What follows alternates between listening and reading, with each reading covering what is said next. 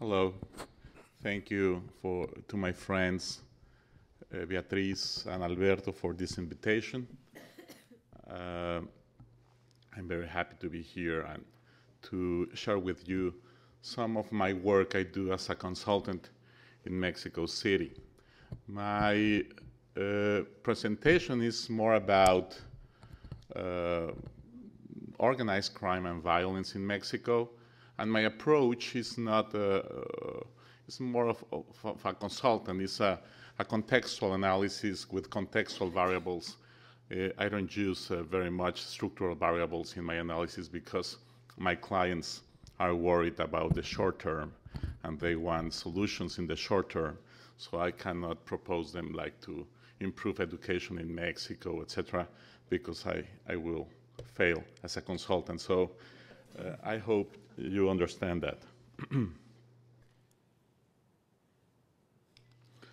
Okay, basically, I will be very fast, very quickly to go in these first points on President Calderon's security strategy, and because I think that in many ways this strategy is a cause of is one of the causes of the big problem we have now of violence in Mexico, and the consequent cartel fragmentation and geographical dispersion of violence that now characterize the Mexico organized crime violence.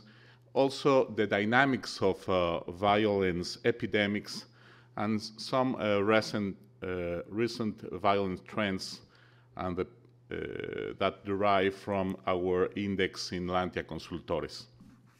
Also, I will talk a little about this new phenomena we have in Mexico of vigilantism with the self-defense groups.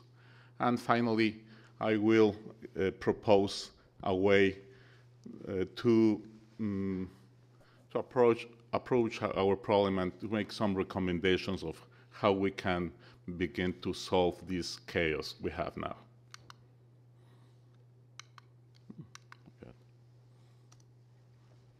Okay. So basically, Calderon engaged, the federal forces during Calderon administration engaged in a frontal combat against criminal organizations, especially through high-profile captures. While the federal police was revamped, even though the prevailing corruption was not tackled, the judiciary remained overall unreliable. Third, the U.S. supported Mexico primarily providing intelligence, not money, just a little. And no programs during the Calderon's administrations were implemented in order to prevent massive recruitment by criminal organizations. The strategy, Calderon's strategy, didn't tackle three phenomena linked to organized crime-related violence. The first one has to do with the point that the systematic capture of kingpins begets an agency problem within criminal organizations. What we had in Mexico during 2010 and 2011 was a massive defection of mid-level lieutenants of these criminal organizations, and these delegates, let's call them delegates of the cartels, just create local mafias all around the country in new territories that didn't register the violence before. Also, a second mistake was that violence fosters extortion and other criminal activities. If you don't stop violence immediately, then you will have, in the short term, a problem of extortion. And I will illustrate this with some data. Third, violence follows epidemic trends. And this point is related to the second one. So violence behaves like a sanitary or biological epidemic. I will show you this. First, just to illustrate the fragmentation of the Mexican cartels, let me show you this graph very, very quickly. We have 6 cartels in 2007. The colors are identified with each cartel. Then we have 8 cartels in 2008. The Sinaloa cartel divided. The Vigan Leyva cell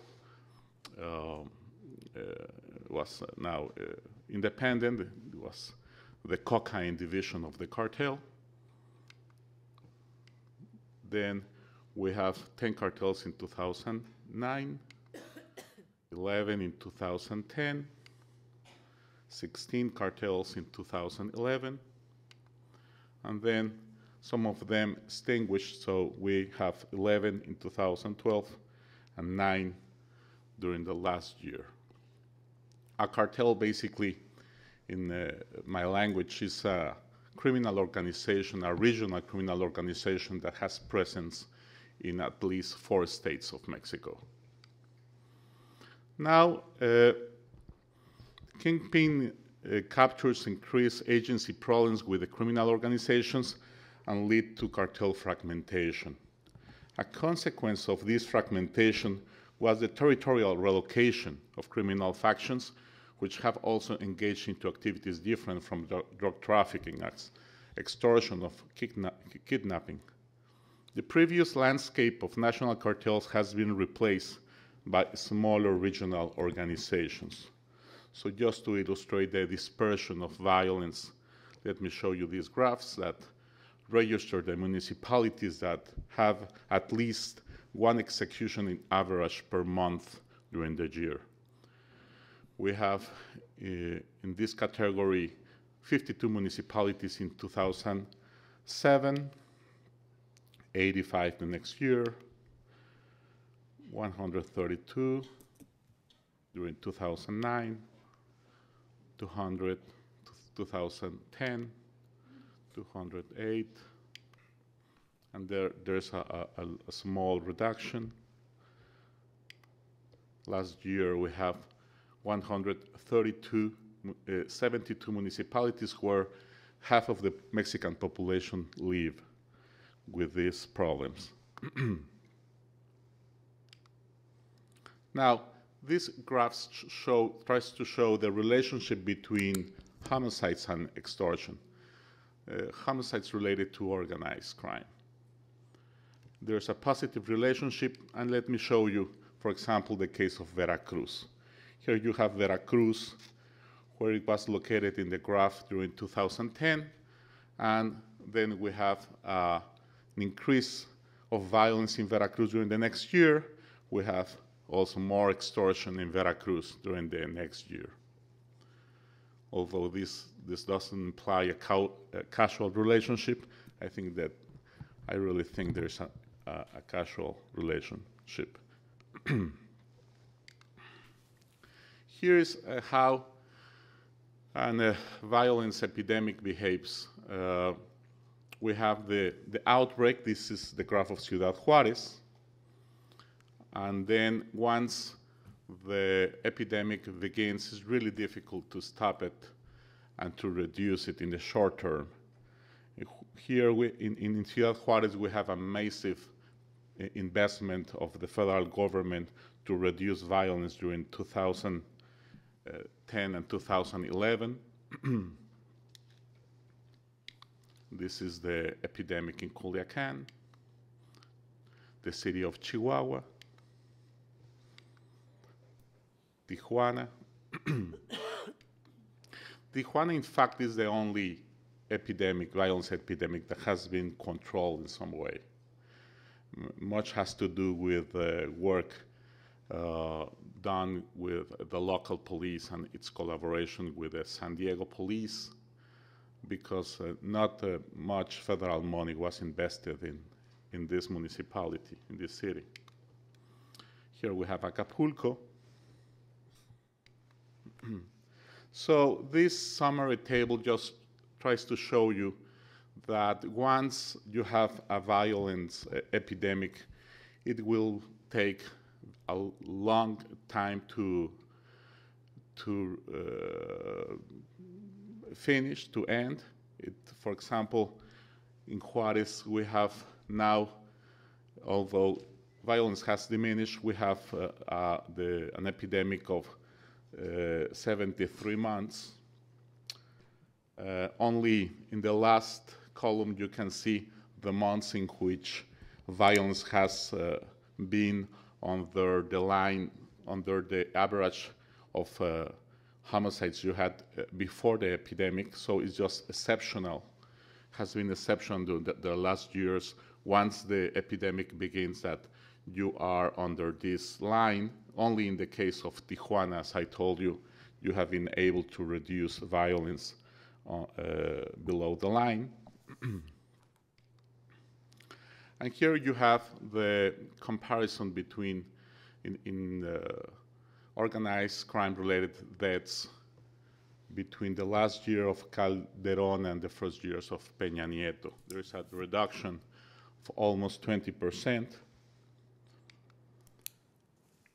And I will show you the results we have in Lantia with this public security and violence index that we use to provide information for investors, decision makers, and the general public in order to generate public security scenarios. We use this for measuring the insecurity and violence in the 31 states and Mexico City, 56 metropolitan areas, and more than 400 municipalities, over 50,000 people. In the states with the most negative scores are Morelos, Guerrero, Michoacán, Estado de México, and Distrito Federal. Here you have the insecurity level, and also you have the trend. And probably the state that most worries me is Michoacán, which registers a rapid deterioration of in the public security and violence index. Here we measure the common law crimes, organized crime-related violence, and also public perception. Here are the states with the most positive scores. The one history of success is Nuevo León, that has had improved a lot during the last years, thanks to the creation of a state police that it's really professional. And here we have the 32 states in these quadrants. You can see here the insecurity level and also the trend. So what probably is the most important thing about this graph is that the fourth quadrant, the one that is low in the right, is that many states in central Mexico and South Mexico are registering deterioration during the last months in their security and violence levels. So Mexican violence crisis is moving from the north of Mexico to the center and to the south of Mexico. For example, you have deterioration here in states like Aguascalientes, Oaxaca, Guanajuato, Jalisco, Campeche, Yucatán, Chiapas, that were states that were not registering violence or insecurity during the last year. And here we have the table with the municipality, with the metropolitan areas. We have here the metropolitan areas with the most negative scores: Cuernavaca, Morelia, Acapulco, Piedad. As you can see, in the case of Morelia, that is the capital of Michoacán, we have a rapid deterioration. We also have this in La Piedad, that is a municipality of Michoacán. Okay. And here we have the metropolitan areas with most positive scores. Since 2011, there has been a swift decrease of violence levels in the states along the US border. This trend is much weaker in the rest of the country. So here you have the two lines, and you can see how in the rest of Mexico, if we compare it with the northern states, the decreasing trend is not as important. Okay. Here you have the quarterly organized crime-related deaths in the most important metropolitan areas, Monterrey, Juarez, and Acapulco. And you have there also the remaining 53 metropolitan areas. You have this reduction trend.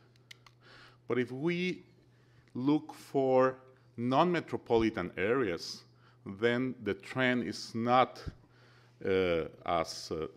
it's not so negative. The downward trend is marginal in non-metropolitan areas. This means, in many ways, that violence is also moving from metropolitan areas to rural areas in Mexico. And that's why, in many ways, explains the appearance of the self-defense groups in Mexico, in several rural areas in Mexico. In the previous months, illegal self-defense or vigilante groups have emerged throughout regions where high violence and weak local institutions concur. Some of these groups may effectively seek to protect the population, or at least a coalition of local businesses, against extortion and predatory crime, while others seem to have ties with criminal organizations. Regardless of their origins, vigilante groups risk becoming criminal enforcers due to their facade of legitimacy. The political cost of tackling such groups will be high. Here you have the case of Michoacán, where you have vigilante groups in 29 municipalities. Here you have the case of Guerrero, where you have the self-defense groups in 42 municipalities. Self-defense groups have also emerged in Baja California, Jalisco, the state of Mexico, Morelos, Nayarit, Nuevo León, Oaxaca, Puebla, San Luis Potosí, Tabasco, Tamaulipas, Tlaxcala, Veracruz, and Yucatan. Nationally, self-defense groups have been reported in more than 100 municipalities. At least in 94 of those municipalities, the self-defense groups carries weapons. Additionally, 103 municipalities report rumors or attempts regarding the creation of self-defense groups. So this is becoming really an epidemic. Finally, how to approach the problem, how to tackle the problem and look for a solution. Organized crime-related violence fluctuates across cities. Some key difference may be identified throughout the analysis of the following two sets of variables. First, you have institutional development that measures the level of trust that citizens have on local enforcement institutions. A high level suggests that conditions are auspicious for violence reduction interventions. And then you have organized crime social base that assesses the availability of criminal networks and individuals with weapons or criminal experience, which may be potentially recruited by criminal organizations. A low level suggests that criminal organizations must rely on outsider gunmen. Hence, it is harder for them to sustain a protracted conflict. We have here, we measure in Lantia Consultores the level of institutional development of the police, the public security agencies of the states and the cities, and the strength of the social base of the criminal organizations. And in this, if we do that, then we have a series of cities in which it seems viable to attack the problem and to have results in the short term. This is the case of Monterrey, Guadalajara, Tijuana, Saltillo, and Toluca, when you have high institutional development of the public security agencies, and at the same time, you have a low organized crime social base. Here you have the quadrants. Of course, the worst scenarios, the most difficult cities in which you have the problem and how to, and you will have a lot of problems to confront it, is in the cases of Acapulco, Morelia, Juarez, La Laguna, Cuernavaca, where you have at the same time a high social base of organized crime and a very low institutional development. But as I told you, in cities like Guadalajara, Tijuana, Saltillo, Toluca, Monterrey, you have the opposite scenario of a low social base of organized crime and high institutional development. That's where you can have results, let's say, in 1 or 2 years. If you want to reduce violence in Acapulco, Morelia, Juarez, in the short term, will be really, really difficult. In the other quadrants, then you will have to implement different kind of measures. For example, in places like Reynosa, Veracruz, Nuevo Laredo, where you have low organized crime social base, but also low institutional development, then you should concentrate in strengthening the security sector, especially the police forces. But in other cases, as in Culiacán, Los Mochis, the city of Chihuahua, where you have a high organized crime social base, but you have also high institutional development, then you should implement social programs directed to undermine or to erode the social base of organized crime. I think this can show you a route of what you have to do first, and then then you can have more credibility and more confidence of public opinion to do the other task in the other cities. Thank you.